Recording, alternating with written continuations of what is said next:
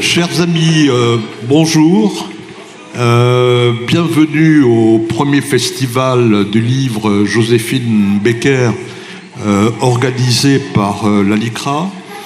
Et merci à vous de vous joindre à nous pour une première table ronde. Alors, la table ronde à laquelle nous allons tous participer, c'est espionne, résistante, Joséphine Baker, parce qu'elle préférait qu'on dise Baker plutôt que Becker, Joséphine Baker au service de la France. Alors, autour de moi, trois intervenants de qualité qui sont Bernard Lachaise. Bernard Lachaise est professeur émérite d'histoire contemporaine à l'université Bordeaux-Montaigne. On peut dire que c'est un spécialiste de l'histoire politique, en particulier sur le gaullisme. Il a écrit de très nombreux livres. Parmi les derniers, je voudrais citer De Gaulle et l'Aquitaine, et il avait co-dirigé la Dordogne dans la Seconde Guerre mondiale. Et là, il est en train de préparer l'édition des actes du colloque de Périgueux qui avait été consacré à Yves Guédin, un gaulliste dans l'histoire de France. Nous avons également la chance d'avoir à nos côtés Guy Pénaud qui a écrit de très nombreux livres sur la Seconde Guerre mondiale en Dordogne, une histoire de la résistance en Périgord, André Malraux et la résistance, et parmi les derniers livres qu'il a écrits, il y a Les officiers des services secrets anglais face à la police de Vichy en Périgord, et il vient de publier Joséphine Baker, vous voyez, je fais moi-même la faute, Joséphine Baker, la résistance en chantant. Et enfin, Denis Péchonski, qui est directeur de recherche au CNRS, qui est un historien qui a énormément publié, produit. Il a écrit énormément de livres sur l'histoire du communisme, sur la période noire de Vichy. Alors, parmi les livres que Denis Péchonski a publiés, je voudrais citer notamment La France des camps, l'internement, Les années noires. Il a fait également un livre extrêmement important avec Boris Cyrulnik, Mémoire et traumatisme, l'individu et la fabrique des grands récits. Et donc avec vous trois, on va parler de Joséphine Baker. Alors, il y a une phrase extrêmement célèbre de Joséphine Baker qui, dès 1939, va s'engager dans le contre-espionnage français. Et il y a cette phrase merveilleuse de Joséphine Baker qu'on a connue comme cette chanteuse qui, quittant les États-Unis, a réussi et est devenue une star en France. En septembre 1939, elle dit « C'est la France qui m'a fait ce que je suis. Je lui garderai une reconnaissance éternelle. Je suis prête, capitaine », et elle s'adresse au capitaine Maurice Apté, à donner aujourd'hui à la France ma vie. Vous pouvez disposer de moi comme vous l'entendez. Alors, j'ai envie, Guy Pénaud, de vous proposer d'être le premier intervenant et de nous dire au fond quelle a été la guerre, la résistance de Joséphine Baker. Oui, je vous remercie. Donc, j'ai publié un ouvrage dont le sous-titre est « La résistance en chantant ». Pourquoi ? Alors, je crois, pour bien expliquer le parcours de Joséphine Baker pendant cette période, il faut remonter en 1937. En 1937, elle épouse Jean Lyon. À l'époque, elle était encore de nationalité américaine. Mais en épousant Jean Lyon, elle devient de nationalité française. Elle quitte Jean Lyon assez rapidement, 1 an après. Ils divorceront qu'en 1941. Puis en 1939, elle fait la connaissance de Jacques Apthé. Jacques Apthé est un officier qui travaillait pour le contre-espionnage de l'armée à Paris. Elle le rencontre et celui-ci lui demande, elle qui fréquentait les ambassades et les salons où il y avait beaucoup de personnalités, de se renseigner pour savoir un peu quelle était la situation politique, éventuellement militaire, en Europe. Ensuite, pendant la drôle de guerre, je dirais, elle s'est impliquée dans ce qu'on appelle le théâtre aux armées. Avec Maurice Chevalier, elle est allée sur le front pour soutenir les soldats qui étaient sur le front, c'est tout à fait normal. Et puis lorsqu'il y a eu la France qui a été envahie en juin 1940, elle s'est retirée au château d'Émilande qu'elle avait loué depuis 1938. Elle était là et Jacques Apthé vient la rejoindre. Alors, il faut pas oublier une chose, c'est qu'une fois que les Allemands ont occupé la France, les services secrets de l'armée n'existaient plus. Donc le général Rivet, qui était colonel à l'époque, qui était le responsable des services secrets de contre-espionnage de l'armée, a créé 2 entités, ce qu'on appelle les travaux ruraux, qui était une entité un peu secrète, et puis surtout le bureau des menées antinationales. Ce bureau des menées antinationales avait plusieurs buts. C'était certes de s'occuper des espions de l'Axe qui étaient en France, mais également de s'occuper éventuellement des agents anglais qui étaient là, des communistes naturellement, mais également des gaullistes. Et les archives de Moscou qui sont revenues il y a quelques années démontrent bien que le BMA, Bureau des menées antinationales, en particulier, s'occupait de ça. Alors, ce qui s'est passé, qu'à la fin du vers le mois de septembre 1940, Jacques Apthé et Joséphine Baker se rendent à Marseille, où elles rencontrent celui qui était commandant à l'époque, Palliol. Palliol était le responsable du BMA de Marseille. Je rappelle, le BMA, lutte antinationale contre les communistes, mais également contre les gaullistes, il faut le dire. Et là, ils se mettent d'accord. Apparemment, ce jour-là, il y a un contrat qui a été signé par Joséphine Baker pour participer à des galas, si vous voulez, à Marseille, à la fin de l'année, au début de l'année 41. Puis elle accompagne Jacques Apthé, si vous voulez, au Portugal, un voyage, peut-être pour l'aider d'ailleurs. Il faut dire quand même que les directives qui ont été données par Vichy à ce BMA étaient simples. En septembre 40, c'était d'abord plus aucun contact avec l'intelligence service, plus aucun contact avec les Anglais. Donc c'était quand même assez étonnant. Et puis les services secrets, voyant que ça posait quand même un problème, ils ont rétabli ensuite la chose en disant si on peut contacter les services anglais, mais à la condition de recueillir des renseignements pour Vichy. Et c'est ça qui est assez curieux, et non pas en donner. Alors Jacques Apthé se rend à Lisbonne à la fin de l'année 1940. Joséphine Baker l'accompagne quelques jours, puis elle revient à Marseille. Je rappelle que les Allemands occupaient la France, sauf la zone libre, mais il y avait quand même quelques Allemands. Et là, Joséphine Baker va participer à la fin de l'année 40 et au début de l'année 41 à des galas à l'Opéra de Marseille, où elle chante, notamment, avec beaucoup de succès. Il faisait un froid terrible à cette époque-là. Et puis, vers le 15 janvier 41, elle décide de partir en Afrique du Nord. Et c'est compréhensible, parce qu'à l'époque, il y avait des bruits qui circulaient un peu partout. Le colonel Rivet, d'ailleurs, dans ses carnets, le raconte.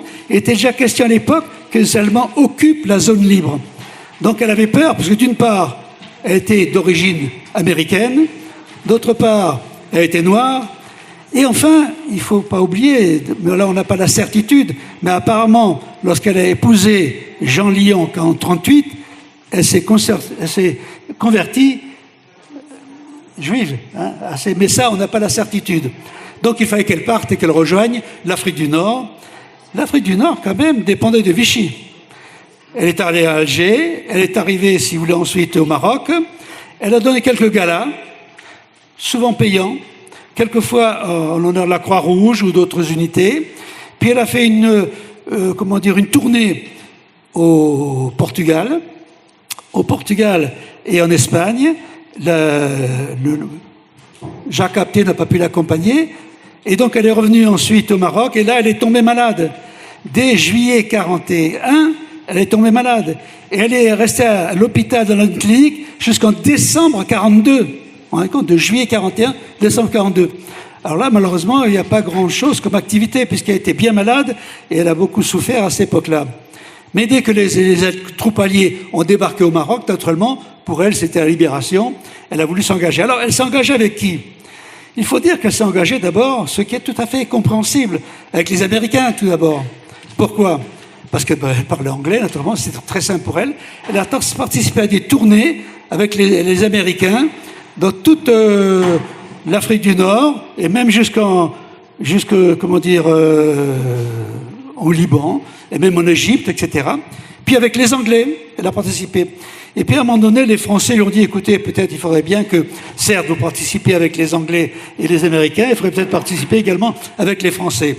Et là, il y a une date importante qui, vraiment, pour elle, a quelque chose de très important. Elle a donné un jour un gala, si vous voulez, à Alger.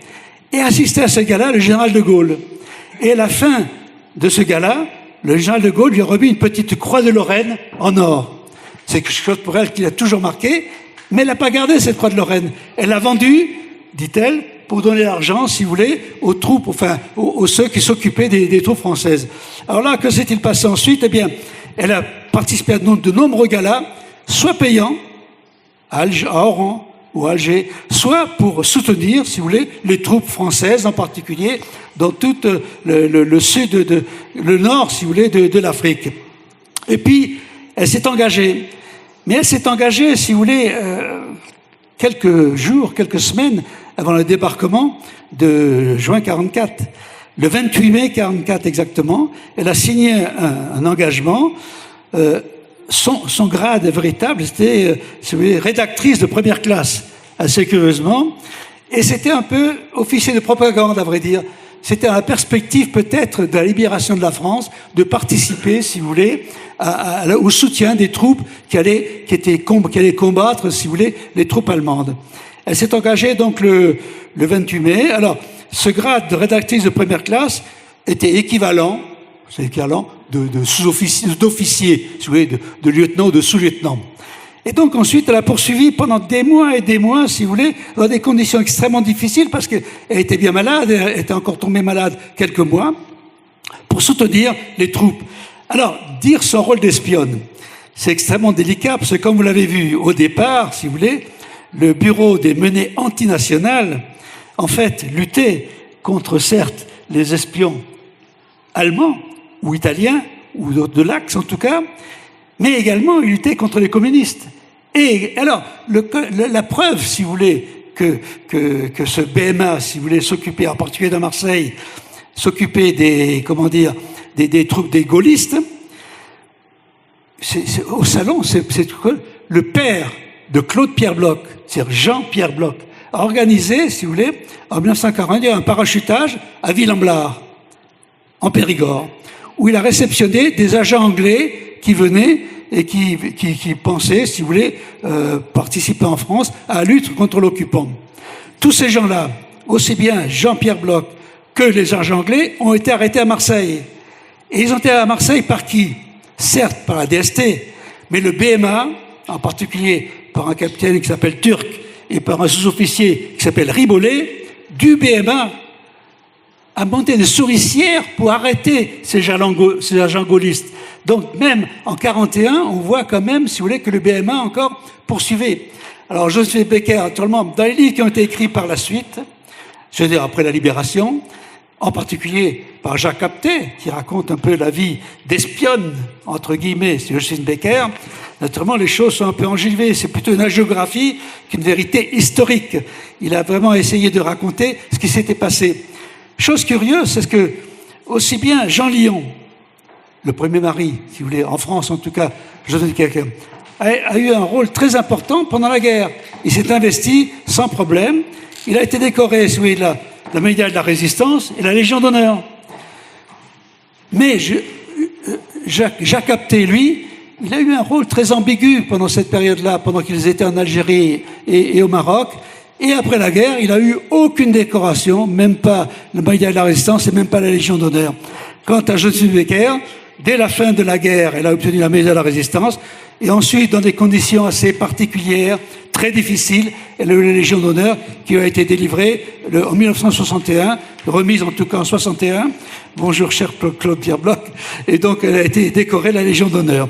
Voilà un peu le parcours qu'elle a eu pendant ces années, entre 37 et 46. Merci Guy Penaud. Je voudrais saluer l'entrée de Mario Stasi, le président de la LICRA, et du vice-président Claude Pierre-Bloch, qui est l'âme, qui a été le concepteur du festival Joséphine Baker. Je vous propose de les applaudir tous les deux.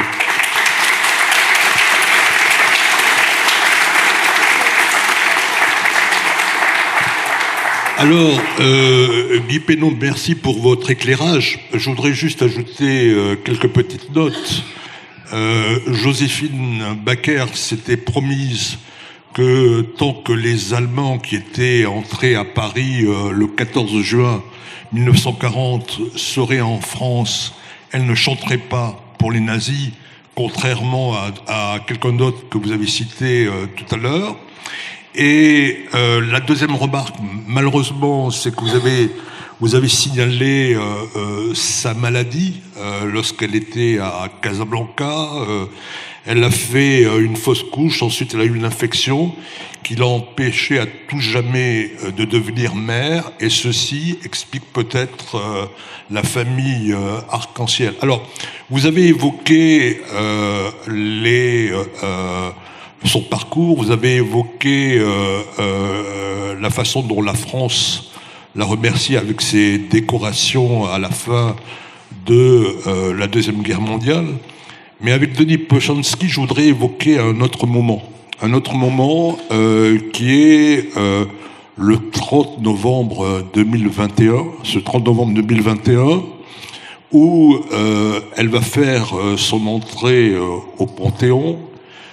Elle est la première noire, elle est la première femme d'origine américaine, et cette date n'est pas due au hasard, parce que comme vous l'avez signalé, en épousant le 30 novembre 1937 Jean Lyon, qui lui était français, elle est devenue française. Donc c'était, je pense que cette date qui a été choisie, Denis Péchanski, c'était au fond un hommage de la France à celle qui avait décidé de combattre pour la France. Et si vous le permettez, Denis, avant de vous céder la parole, je voudrais aussi vous demander de développer un autre thème.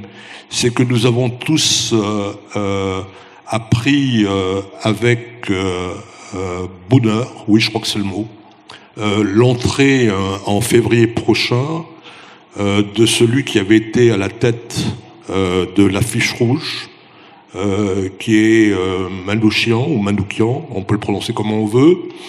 Et donc lui aussi va entrer au Panthéon, lui aussi, mais jusqu'à la fin, il était étranger, donc il fait partie de ces étrangers. Je sais que vous avez extrêmement milité pour l'entrée de Manouchian, et je voudrais vous demander peut-être, d'une part, d'évoquer ce que représente pour la France l'entrée de Joséphine Baker au Panthéon, et peut-être de faire l'analyse de ces deux parcours de vie ou de ces deux parcours de résistance. Oui, avec plaisir, et merci beaucoup pour cet accueil dans le château de l'universalisme, qui est tout à fait à l'image des deux personnages dont on parle. Peut-être une petite nuance après l'intervention de mon collègue sur la question des BMA. Il y avait cette structure de contre-espionnage qui avait été mise en place et qui continue sous Vichy, avec une situation ambivalente qu'il a très bien mise en évidence, mais pour des gens comme Paillol très rapidement, et pour Joséphine Baker à l'évidence, la question prioritaire était bien du contre-espionnage visant les Allemands. Sinon, on ne comprend pas tout son itinéraire antérieur. C'est-à-dire, quand elle dit « j'ai deux amours », c'est en 31, sauf qu'en 37, elle est française. Et elle choisit la France, son pays d'accueil, en disant bien qu'aux États-Unis, ce qu'elle a subi était inacceptable. Et elle va continuer ce combat, on pourra revenir dessus. Et donc, elle inscrit son engagement dans cette continuité-là. Et effectivement, en 37, elle prend la nationalité française. Je dirais au passage, et j'y reviendrai, que revenant dans les archives, les ayant un petit peu travaillé il y a quelques décennies pour Manouchian, j'ai découvert qu'il avait demandé 2 fois sa nationalité française, en 33 et en 40. Je dis ça en janvier 40 parce que c'est après la signature du pacte germano-soviétique. Bon. Donc, c'est simplement pour dire que là, on a des personnages qui, véritablement, ont choisi la France. Mais pas la France de Vichy. Pas la France qui collabore. La France des droits de l'homme. La France des Lumières. Et là, on le voit bien, et puis tout le parcours de Joséphine Baker le confirme évidemment, et j'y reviendrai très rapidement. Bon. Donc, c'est une toute petite nuance, mais il est clair que dans le BMA, dans le Bureau des menus antinationales, on avait, c'est par définition le terrain des ambivalences. Bon.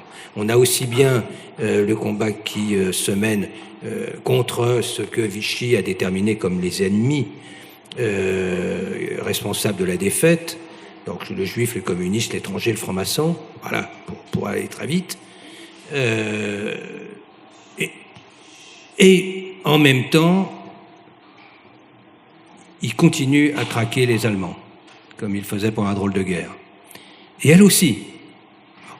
Alors, ce qui m'intéresse ensuite, puisque vous posiez la question du parallèle, donc outre ce rapport à la France qui me semble très important, on viendra sans doute sur l'itinéraire aussi politique de Joséphine, qui est quand même il faut quand même pouvoir associer à la fois ses liens avec Cuba, son discours sur le communisme, et puis la manifestation de 68. Enfin, c'est pour De Gaulle. Alors ça renvoie aussi à ce lien extrêmement fort avec, mais Bernard en parlera sûrement, avec le gaullisme, avec De Gaulle, avec la personnalité de Gaulle et le gaullisme. Bon, mais ce que je veux préciser là, bon, je vais quand même commencer à répondre à votre question, ce serait une bonne chose, hein. Mais la question de la double panthéonisation, après je parlerai un peu de... Ça m'intéresse la comparaison, parce que finalement, Joséphine Baker en France, avant d'être panthéonisée, elle est connue pour quoi? Pour la Revue Nègre, pour son combat, enfin, y compris comme artiste. Bon. Elle est connue moins largement, mais quand même, pour son combat pour les droits civiques, le mouvement des droits civiques aux États-Unis, puisqu'on sait très bien elle était de cette marche à Washington avec Martin Luther King, et que elle va arriver, comme d'habitude, si je puis dire, dans les moments où il faut marquer le coup, habillée en Force française libre. Enfin, je veux dire, voilà. Et puis elle va faire elle-même un discours sur place. Donc, elle est connue aussi pour ça. Mais elle est très peu connue pour son engagement résistant, en fait. Pour son engagement pendant la guerre. Quand même si, évidemment, la pauvre, elle a été malade, donc ça l'a tenue. Mais enfin, ce qu'elle a fait dès 39 et puis ensuite, dès 40, ils n'étaient pas quand même très nombreux, hein. Soyons clairs, en 40, quoi. Bon, en septembre 44, il y en avait beaucoup plus, mais fin 40, voilà, quoi. Donc, faut peut-être garder ça en mémoire. Or, elle n'était pas connue pour ça. J'entends dans l'opinion publique. Or, et je rebondis sur la question de la panthéonisation va permettre de faire rentrer ce pan de l'histoire de Joséphine Baker dans l'histoire de vie. Et que ce pan de l'histoire soit reconnu par la société française, dans ce qu'on appelle la mémoire collective. Ça, c'est l'effet Panthéon, bien entendu. Deuxième exemple, avant de rebondir sur Manouchian, Jean Moulin.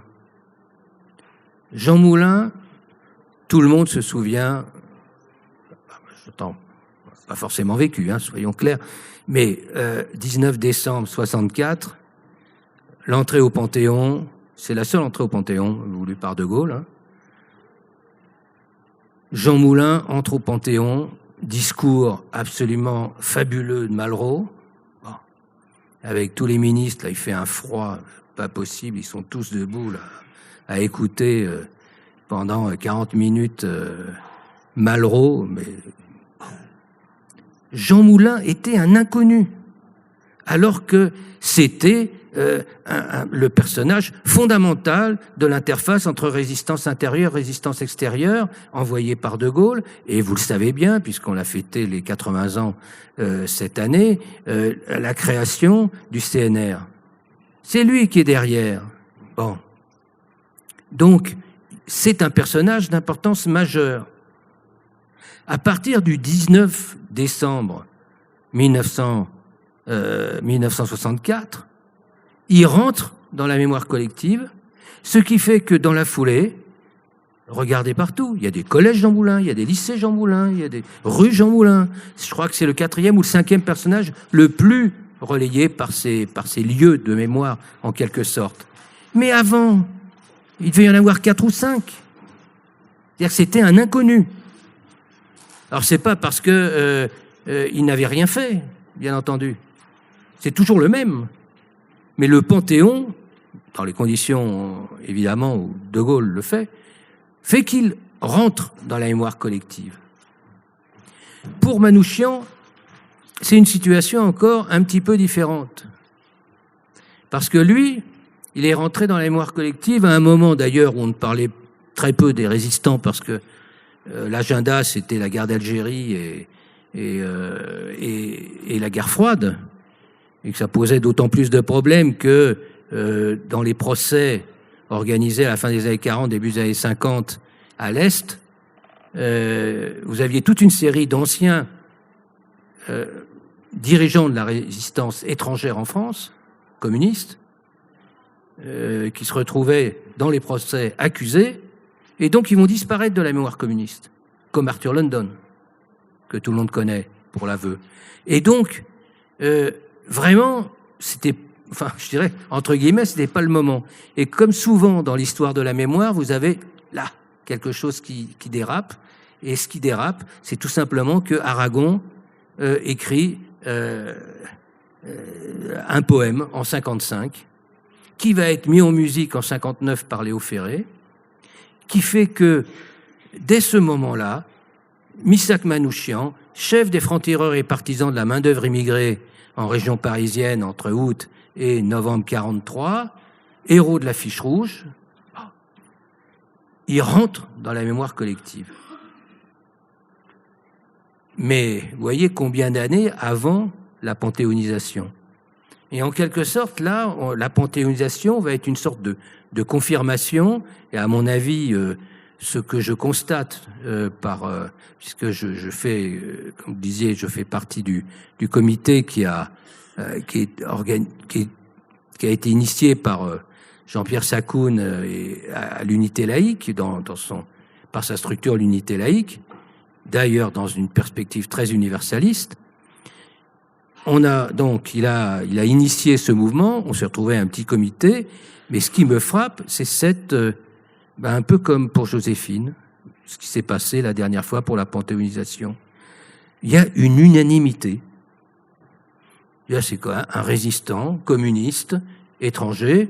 On pouvait quand même un petit peu s'inquiéter dans quelques secteurs de la société française, on va dire, mais c'est compliqué. c'est compliqué, ils osent pas. Et puis en plus, comme il y a actuellement le conflit en géopolitique d'aujourd'hui, l'Arménie qui est attaquée, menacée par l'Azerbaïdjan, donc il y a aussi une mobilisation qui dépasse les frontières politiques. Et donc on se retrouve, pour vous donner un seul exemple, on avait 2 présidents de région qu'on a sollicités. Carole Delga, pas très étonnant, qui est donc la présidente socialiste de la région Occitanie, et puis Laurent Wauquiez. Et puis, moi, je l'ai entendu faire son discours là, au conseil régional quand il a annoncé et qu'il a demandé de voter un vœu pour la panthéonisation de Manouchian. Il n'y a pas à en rougir. C'est pour dire c'est très impressionnant, quoi. Et la nouveauté, vous avez peut-être pu le remarquer, c'est que le président Macron, qui avait donc déjà été celui qui a panthéonisé Joséphine, pour la première fois, un président de la République, le 18 juin, est allé à la Clairière. Parce que vous avez 2 lieux de mémoire au Mont-Valérien. Vous avez le mémorial en haut, avec la crypte derrière. C'est le mémorial de la France combattante, l'Ordre de la Légion d'honneur qui organise tous les ans cette commémoration, qui est une commémoration fondamentalement gaulliste et qui est et aucun président n'était descendu à la Clairière un 18 juin. Il y a d'autres moments où ils ont, par exemple, François Hollande y allait en février pour les commémorations de 2014 pour Manouchian, pour l'affiche rouge. Donc là, vous vous retrouvez avec un geste quand même très très important. Un 18 juin, il annonce la panthéonisation. Et en plus, je me permets de le signaler parce que c'est quelque chose que j'ai découvert à cette occasion. J'ai honte parce que j'aurais dû le savoir, je suis quand même historien. Mais je peux raconter une anecdote ? Quand on a rencontré, c'était le 30 mars 2022, le conseiller mémoire et le conseiller militaire de l'Élysée, à partir du moment où on était accueillis, c'était quand même bien parti. Et là, à la fin, Bruno Roger Petit, le conseiller mémoire, me dit, écoutez, si ça serait bien de me retrouver peut-être des survivants, qu'on puisse leur donner une Légion d'honneur. Alors, lui, il avait un nom, mais bon, je lui ai dit, ça va être compliqué, parce que d'abord, il ne doit plus y en avoir beaucoup. Et ensuite, ceux qui ont survécu des résistants étrangers, parce qu'on voyait beaucoup plus large, évidemment, ceux-là, ils l'ont sans doute déjà eu. Donc, je lui dis, je vais voir. Donc, je contacte une première association. Lui, non, écoute, j'ai rien. Deuxième association, non plus. La troisième, Claudie Bassy me dit, donc, tu sais, le problème, c'est pas ça pour nous. Pas besoin de Légion d'honneur, là. Notre problème, c'est les morts pour la France. Et j'ai dit, mais qu'est-ce que c'est que ce truc, là ? Qu'est-ce que tu me racontes ? Et là, je vais tomber de l'armoire. Alors ça, c'est le début d'une histoire où on tombe de l'armoire de façon successive, parce que quand j'ai raconté ça, immédiatement après, j'ai eu le contact avec Bruno Roger Petit, il est tombé de l'armoire, au-dessus sans doute aussi, aux anciens combattants la même chose, enfin, ça faisait beaucoup de chutes. Pourquoi ? Qu'est-ce qu'on avait appris ? Eh bien que, pour être mort pour la France, il fallait être de nationalité française. Parce que c'était une loi qui avait été instaurée pendant la Première Guerre mondiale, enfin une loi, oui, qui avait été promulguée, qui donnait la mention mort pour la France. Alors pour la Première Guerre mondiale, pas très compliqué, surtout de fait, on intégrait aussi la Légion étrangère, on assimilait aux Français. Mais là arrive la deuxième. Qu'est-ce qu'on fait avec ces armées irrégulières, entre guillemets ? Qu'est-ce qu'on fait avec ces étrangers qui ont eu un tel rôle et qui ont été au premier rang de la lutte armée, de la guérilla urbaine, comme le furent les FTP-MOI, la région parisienne. Qu'est-ce qu'on fait de ça, si je puis dire ? Et bon, on se débrouille, on bidouille. Donc l'administration, on a régularisé, entre guillemets, un certain nombre. Epstein, le chef des FTPF, la région parisienne, mais qui était un juif polonais, et qui a été arrêté avec Misak Manouchian le même jour, le 16 novembre 43, a été exécuté quelques semaines plus tard que le groupe de l'Affiche Rouge, parce que les Allemands voulaient bien marquer les étrangers, les terroristes, voilà, ils mélangeaient pas avec les FTPF, même s'ils les exécutaient aussi. Là, c'était vraiment les judéo-bolcheviques, les Arméniens, les Métèques et tout ce que vous voulez. Bon. Donc, Epstein, lui, va être connu très vite à la Libération. Donc, voilà, on se débrouille un peu. Bah. Sauf que quand arrive la liste sur le Mont Valérien, on s'aperçoit que 185 étrangers, quand même, ont été fusillés au Mont Valérien sur 1000. Ça fait une proportion sympathique, quand même, hein. Bon. Sur les 185, il y en avait 91 qui n'étaient pas dit mort pour la France, ou plus exactement 92, parce que le 18 février dernier a été dit mort pour la France le dernier de l'Affiche Rouge qui n'avait pas été reconnu mort pour la France, Grivatch. Voilà, comme il n'avait plus aucune famille, d'origine polonaise, il est arrivé en 37 en France, tout seul, guerre d'Espagne, il revient, résistance, il est exécuté, il n'y a plus personne pour s'occuper de son histoire. 18 février, la secrétaire d'État aux anciens combattants vient lors d'un colloque qu'on organise nous au Sénat, et c'était d'ailleurs très émouvant. Elle signe mort pour la France. Donc c'est aussi ça, la panthéonisation de Manouchian. C'est aussi la reconnaissance des étrangers dans la résistance. C'est tous les étrangers résistants qui rentrent au Panthéon avec Manouchian.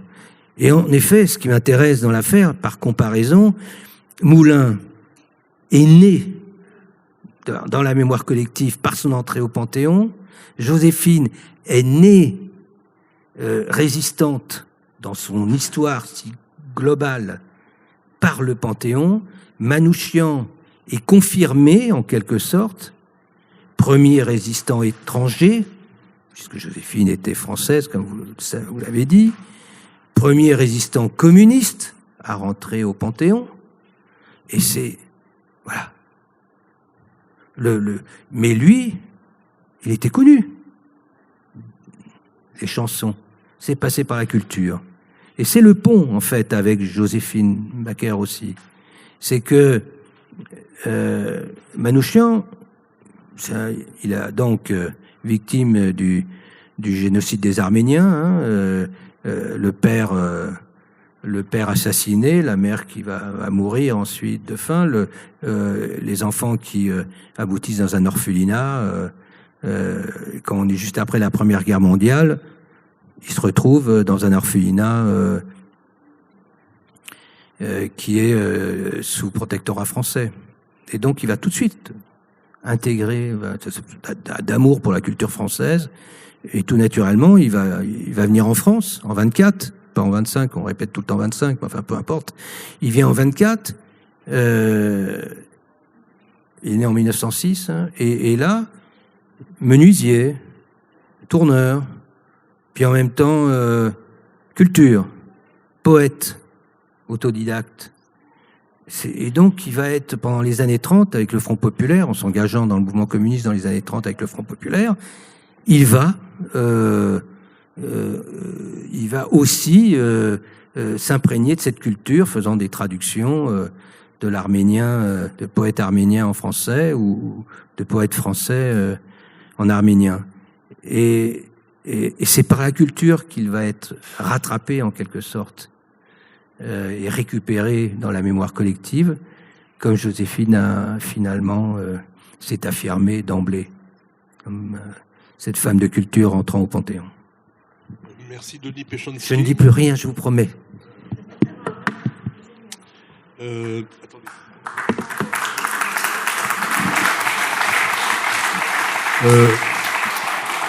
Oui, je vais à présent passer la parole à Bernard Lachaise, mais bien évidemment, vous pourrez poser ensuite à nos trois amis toutes les questions que vous souhaitez. Alors, Denis Péchanski l'a évoqué, vous l'avez également évoqué, c'est cette rencontre fondamentale dans la vie de Joséphine Baker, qui va être de rencontrer le chef de la France libre, le général de Gaulle, à Alger. Et donc, il y a cette première rencontre, et donc elle va s'engager encore plus pour la France libre. Et je dirais que cette fidélité à celui qui deviendra par la suite le fondateur de la Ve République, eh bien, ça serait jusqu'à la fin. Tout à fait. Alors, la rencontre de 1943 qui a été évoquée, l'histoire de la petite croix de Lorraine en or, évidemment, c'est un événement majeur. Ensuite, Joséphine Baker n'a pas eu beaucoup l'occasion de rencontrer le général de Gaulle. Elle l'a invité à plusieurs reprises à venir, notamment au Milan. Bon, ça ne s'est pas fait. Elle ne l'a donc pas beaucoup vu. En revanche, elle lui a beaucoup écrit des télégrammes, des lettres, durant toute sa vie, jusqu'à la mort du général, donc, enfin, au moins jusqu'à son départ du pouvoir en 1969. Et là, on a à travers toutes ces correspondances un lien qui montre la fidélité énorme qu'elle a envers et la reconnaissance qu'elle a envers cet homme. Elle signe, alors il y a plusieurs formes pour elle d'expression de cette fidélité au général. Elle signe notamment la plupart de ses écrits « Votre Joséphine » ou « Votre sale gaulliste » ou « sale petite gaulliste », qui est une formule que Yvonne de Gaulle avait utilisée lors de la fameuse rencontre, donc pendant la guerre, et qu'elle aimait bien. Donc, dans tous ses courriers, elle exprime au général de Gaulle, d'abord, elle lui écrit pour des événements très personnels de sa vie. Par exemple, à Noël, de temps en temps. Quand il est opéré de la cataracte, en 1964, elle lui fait livrer des fleurs. Mais aussi à des moments beaucoup plus historiques, des moments importants dans l'histoire de la France contemporaine. Par exemple, au moment de la guerre d'Algérie, elle lui écrit au moment du putsch d'Alger pour lui dire combien elle le soutient. Elle lui écrit au moment des accords d'Évian et du référendum qui suivent donc les accords d'Évian sur l'indépendance de l'Algérie en 1962. Là encore, pour affirmer « je suis avec vous ». Elle lui écrit au moment de l'attentat du Petit Clamart, un télégramme parti de Castelnau lui exprimant « Dieu est avec vous, mon général, vous vaincrez comme toujours », etc. Assez régulièrement aussi, elle lui envoie un mot au moment du 18 juin, dans lequel elle rappelle toujours 18 juin 1949, mettons 1959, je suis avec vous, comme le 18 juin 1940. Donc il y a toute une série de témoignages ainsi écrits par elle qui sont reçus à l'Élysée. Alors le général de Gaulle a répondu à un certain nombre de ses courriers. Il y a quelques lettres qui ont été publiées dans les lettres, notes et carnets du général. Il y en a 5 au total. Il y en a quelques-unes qui sont inédites, que l'on trouve dans les archives nationales, dans un gros dossier donc, de correspondance entre Joséphine et le général de Gaulle. Alors ça, c'est toute la dimension d'écriture. Mais elle a exprimé son soutien d'autres manières, parfois plus politiques. Au moment du rassemblement du peuple français, le parti que le général de Gaulle avait créé en 1947, qu'il n'avait pas voulu créer pendant la guerre, mais qu'il crée en 1947, Joséphine Baker participe à des fêtes du RPF, le 1er mai notamment. Et c'est une manière de soutenir le général, même si elle n'est pas la seule artiste à ce moment-là, mais elle le fait.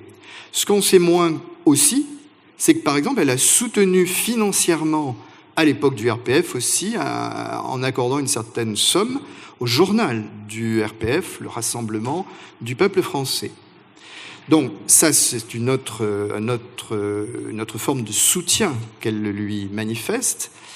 Et l'autre, évidemment, aspect qui est peut-être moins connu, mais qui est fondamental, c'est qu'elle a été agente comme selon l'expression utilisée par une archiviste des Archives nationales, agente du général de Gaulle pendant toute sa vie au service de la France, à travers des rapports qu'elle lui fait, des lettres où il y a des analyses politiques sur l'état du monde, sur la situation internationale, sur l'état de la France, bien entendu, ou sur l'état de la Dordogne.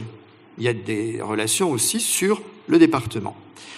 Alors, ce qu'on connaît le plus, Denis y a fait allusion dans ses manifestations, dans sa présence aux côtés du général, bien, ce sont évidemment, au-delà du 1er mai 1948 et 1949, donc au temps du RPF, mais c'est en 1968. Elle participe à Périgueux, le 31 mai, donc à la manifestation gaulliste, donc en faveur du général de Gaulle, et quelques jours plus tard, elle participe, le 4 juin 1968, à une manifestation des jeunes gaullistes au Trocadéro, et là, il y a une photographie, effectivement, qui immortalise aussi ce moment. De même qu'elle va le 18 juin 1968 au Mont-Valérien. Elle est présente au Mont-Valérien. Donc, elle multiplie les signes, même dans des moments qui étaient très difficiles pour elle, parce qu'il faut quand même penser que en 1968 en particulier, et ce depuis plusieurs années, la situation des Milandes était quand même extrêmement délicate. Elle était donc vraiment menacée d'expulsion. L'histoire était donc très très dramatique, mais elle continue à écrire et à manifester par sa présence son soutien au général de Gaulle. Alors, ces analyses de situation internationale sont intéressantes, parfois un peu fantaisistes, un petit peu surprenantes. Quand elle lui écrit, par exemple, au début de l'année 1960, la situation internationale est très grave, mon général, je ne peux que vous appeler mon général. Le général de Gaulle était président de la République, là, déjà depuis un an. Le nazisme revient, ou plutôt, il réapparaît, car il n'a jamais disparu, etc. Mais il y a d'autres analyses internationales qu'elle fait qui sont extrêmement, finalement, pertinentes et presque novatrices, parce que les voyages qu'elle faisait, les rencontres multiples à travers le monde avec des chefs d'État. On a évoqué Castro, mais elle rencontre des chefs d'État en Afrique. Elle rencontre Nasser, elle rencontre Sékou Touré, elle rencontre des dirigeants du Mali.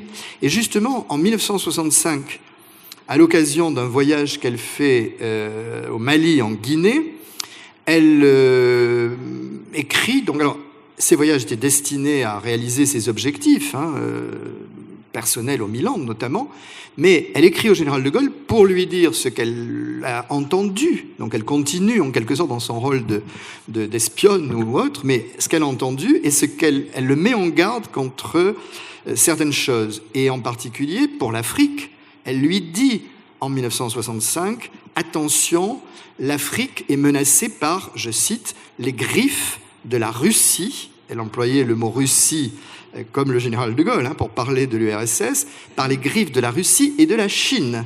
On a l'impression d'entendre ce que le président de la République actuelle a dit il y a 2 ou 3 jours. Donc, analyse qui était assez pertinente. Alors, le général de Gaulle n'a pas nécessairement répondu à ce courrier, mais là, il y avait finalement quelque chose qui, à ce moment-là, était le début d'une réalité qu'elle souligne parce qu'elle le perçoit grâce à sa connaissance du monde et grâce à ses différents voyages. Donc, ce lien, il est très fort, il va jusqu'au bout. Quel retour a-t-elle eu du général ? Elle a sans doute été déçue qu'il ne vienne pas au Milan, déçue qu'il ne la soutienne pas peut-être publiquement, par exemple qu'il ne lui remette pas personnellement sa Légion d'honneur, mais il lui explique qu'il ne le fait pas. C'était encore à l'époque où ça lui a été attribué, c'était encore l'époque dite de la traversée du désert, donc il n'était pas au pouvoir et qu'il ne remettait pas lui-même des Légions d'honneur. Ensuite, elle a peut-être été déçue qu'ils ne soutiennent pas davantage les Milandes, au moment où, justement, la situation était critique. Discrètement pourtant, le général de Gaulle a soutenu financièrement Joséphine Baker à ce moment-là. Discrètement, Yvonne de Gaulle a également soutenu Joséphine Baker en ces moments. Et surtout, on a la preuve, donc par les archives, que l'Élysée, le cabinet du président de la République à l'Élysée, son entourage très proche, était très attentif, très vigilant. Il y a des navettes de rapports de police, de RG, etc., qui montrent que l'Élysée suit de très près ce qui se passe et évidemment essaie de faire de manière très discrète, mais essaie de faire le maximum pour faciliter les liens, donne des consignes au sous-préfet de Sarlat pour que la situation soit le mieux possible. Alors après, ça n'a pas été évidemment jusqu'au bout, et en tout cas pas jusqu'à un engagement trop public. Et puis peut-être, mais là, le général de Gaulle ne vivait plus. Là, c'est la dernière secrétaire de Joséphine Baker qui a raconté ça dans son ouvrage, elle a intitulé ça « La déception », quand, après la mort du général et quand André Malraux a publié Les chaînes Conaba. Dans Les chaînes Conaba, Malraux, vous savez, raconte un dialogue avec le général après son départ du pouvoir. Et à un moment, Malraux cite le nom de Joséphine Baker et le général de Gaulle le coupe en lui disant « Pauvre, brave fille ». Et Joséphine Baker et sa secrétaire, donc, étaient présentes à ce moment-là, dit « Elle s'est littéralement décomposée ». En disant, mais c'est pas possible qu'il ait pu dire une chose pareille. Alors en fait, l'interprétation, la formule était pour le moins maladroite, mais l'interprétation n'était pas, c'était plutôt parce que finalement il la plaignait du fait de son investissement qu'il avait toujours salué par ailleurs et de la reconnaissance qu'il lui avait plusieurs fois exprimée pour son rôle donc dans la résistance et au service de la France, mais il était conscient qu'elle n'avait pas réussi et qu'elle était donc à ce moment-là dans une situation bien difficile et qu'il avait fallu Monaco pour effectivement la sauver de ce drame financier, de ce drame personnel. Mais c'est vrai que là, elle a très très mal vécu finalement cette phrase, que De Gaulle ne lui a pas dite directement, mais qui met un peu fin finalement pour elle, parce que ensuite il semblerait qu'elle ait en quelque sorte dit je veux plus en entendre parler, quoi. Enfin, on exclut tout ce qui concernait le général de Gaulle, parce que il y a vraiment là une grosse déception. Mais pour le reste, encore une fois, les liens étaient extrêmement forts et très présents. Et je disais qu'elle avait aussi évoqué la situation en Dordogne, alors qui intéresse les Périgourdins, que peut-être un grand nombre d'entre vous sont, et que je suis, et l'histoire politique du département. Elle se plaint à un moment, alors elle le soutient au moment de la présidentielle de 1965, et elle écoute notamment un des entretiens que De Gaulle accorde à Michel Droit dans cette campagne de 1965, et elle est très hostile dans le courrier qu'elle lui adresse à François Mitterrand en lui disant « Mais imaginez si cet homme arrivait à la tête de la France, ce serait effrayant. » Et ensuite, en 1970 notamment, et un peu avant même, elle se plaint de l'environnement en Dordogne en disant « Mon général, je suis dans une terre qui est hostile, qui vous est hostile. » Et qui, par conséquent, vous ne pouvez pas savoir ce que je subis parce qu'on sait que moi, je vous suis dévoué. Et alors, en 1968, alors là, elle lui fait un tableau, pendant les événements de mai, elle lui écrit tous les jours, à peu près, et elle lui fait un tableau de la situation politique de la Dordogne, et elle lui dit, non, ça va pas du tout, Lacoste, il faut absolument, le socialisme envers Lacoste, il faut absolument qu'il soit battu. Elle décrit donc la situation, et elle craint beaucoup sur le résultat. C'est quelques jours avant le deuxième tour des élections législatives. Et alors là, elle s'est évidemment beaucoup trompée, puisque en juin 1968, la Dordogne a élu 4 députés gaullistes, ce qui n'était jamais arrivé jusque-là. Mais voilà, il y avait ce sentiment d'inquiétude. Alors le général n'a sans doute pas accordé suffisamment d'importance à tout ce que Joséphine Baker lui avait écrit. D'ailleurs, à un moment, en 1965, elle est un peu consciente que peut-être elle l'ennuie un peu avec tous ces courriers, et elle lui dit « Mon général, vous allez sans doute dire, comme vos chansonniers, que je suis un casse-pied ou une casse-pied. » Et bon, le général était un peu habitué avec la veuve d'un autre personnage qui lui aussi a été panthéonisé, qui était le premier homme noir à entrer au Panthéon, qui est Félix Éboué. Et Eugénie Éboué, la veuve de Félix Éboué, écrivait aussi beaucoup au général de Gaulle, et parfois, il faut dire qu'il y avait un sentiment de trop plein. Alors on faisait répondre par le cabinet parce qu'on n'en pouvait plus. Merci beaucoup. Alors,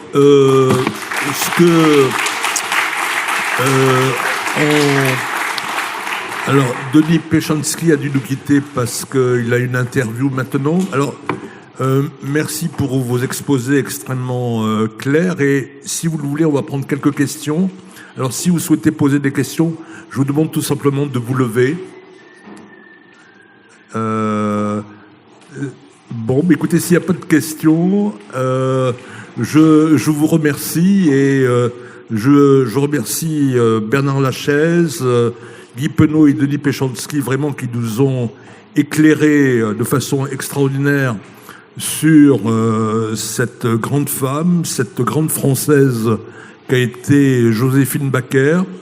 Et comme le festival vient de commencer, alors que la fête continue, et je vous propose de vous rendre pour les autres débats durant ces 2 jours, et puis d'aller à la rencontre de la 50aine des écrivains qui seront très heureux de vous dédicacer leurs livres. Je vous remercie et bonne continuation. Merci.